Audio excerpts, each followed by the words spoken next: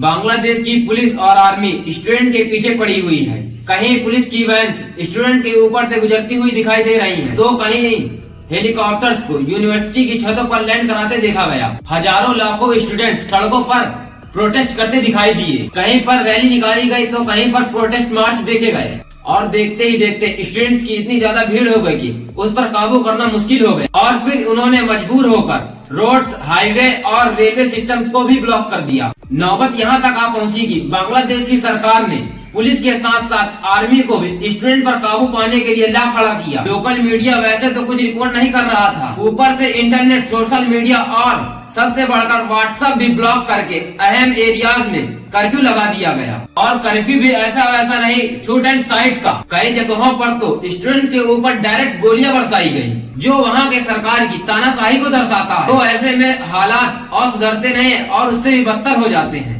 200 से ज्यादा निहत्थे स्टूडेंट्स मारे गए, कई हजार जख्मी और बेशुमार स्टूडेंट्स को अरेस्ट कर लिया गया। इस सब के साथ साथ इतने दिनों तक मुल्क शटडाउन रहने की वजह से बांग्लादेश को $2 बिलियन से ज्यादा का नुकसान हो चुका है। यह सब कुछ होने के बाद सबके जहन में एक सवाल मंडरा रहा होगा कि बांग्लादेश में आखिर यह सब क्यों हो रहा है। इस सब की शुरुआत 5 जून 2024 को हाई कोर्ट के एक फैसले के बाद से हुई, जब उन्होंने बांग्लादेश के सिविल सर्विसेज में कोटा सिस्टम को वापस से बहाल कर दिया। और शुरुआत में कुछ पीसफुल प्रोटेस्ट देखे गए, उसके बाद ईद की छुट्टियां आनी थी, इसी वजह से मुल्क भर में प्रोटेस्ट पोस्टपोन कर दिए गए। ईद के बाद स्टूडेंट्स ने दोबारा से प्रोटेस्ट शुरू किए।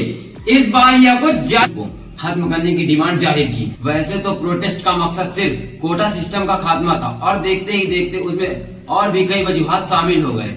बांग्लादेश में आवामी लीग पार्टी की गवर्नमेंट है। छात्रा लीग के मेंबर्स ने प्रोटेस्ट करने वाले स्टूडेंट पर कई मकानों पर हमले किए और वो भी पुलिस की सपोर्ट से।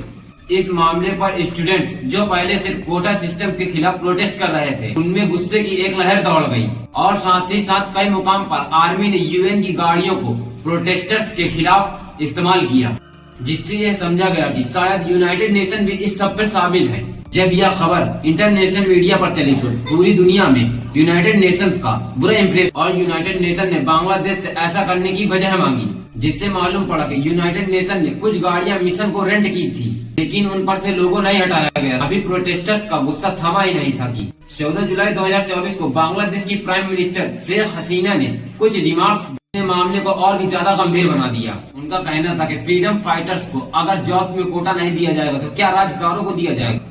प्राइम मिनिस्टर के इस बयान ने तो जैसे आग ही लगा दी। इस बयान की असल वैल्यू आपको तब समझ आएगी जब आपको फ्रीडम फाइटर्स और रजाकारों के बारे में जानकारी होगी। जैसा कि आप जानते हैं कि 1971 से पहले बांग्लादेश पाकिस्तान का हिस्सा हुआ करता था। उस समय इसको ईस्ट पाकिस्तान और पाकिस्तान को वेस्ट पाकिस्तान कहा जाता था। ईस्ट और वेस्ट पाकिस्तान दोनों को इंडिया ने डिवाइड किया था और इन दोनों में फासला भी काफी ज्यादा था। दोनों के बीच रिलीजन को छोड़कर काफी सारे डिफरेंस पाए जाते थे, जिसमें लैंग्वेज का फर्क सबसे बड़ा था। ईस्ट पाकिस्तान यानी कि बांग्लादेश में शेख मुजीबुर रहमान की आवाम लीग का काफी ज्यादा होल्ड था, जबकि वेस्ट पाकिस्तान में मौजूदा पॉलिटिकल पार्टीज मौजूद थी। उस वक्त पाकिस्तान में मार्शल लॉ लगा हुआ था और जनरल याया खान जो उस वक्त चीफ मार्शल लॉ एडमिनिस्ट्रेटर थे, उनकी जिम्मेदारी थी पाकिस्तान में जनरल इलेक्शन करवाने की। इस इलेक्शन में ईस्ट पाकिस्तान की आवामी लीग को काफी कामयाबी मिली, जिन्होंने ईस्ट पाकिस्तान के 169 सीट में से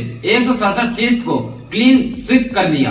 अब पाकिस्तान की नेशनल असेंबली की टोटल सीट्स ही 300 थी, जिनमें से 167 यानी कि आधी से भी ज्यादा सीट्स ईस्ट पाकिस्तान की आवामी लीग को मिल चुके थे, जिसका मतलब था कि Awami league national assembly of Pakistan में अपनी गवर्नमेंट आसानी से बना सकती है। पर उस वक्त की मिलिट्री लीडरशिप ऐसा नहीं चाहती थी, इसके चलते ईस्ट पाकिस्तान में सिविल डिसऑबेडियंस की तहरीक चल पड़ी।